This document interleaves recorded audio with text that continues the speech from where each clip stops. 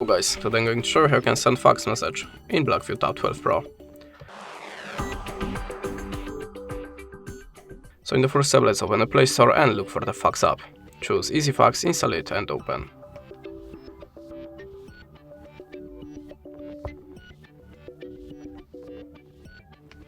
Allow a permission, and to show again this free credits banner, you have to restart the application.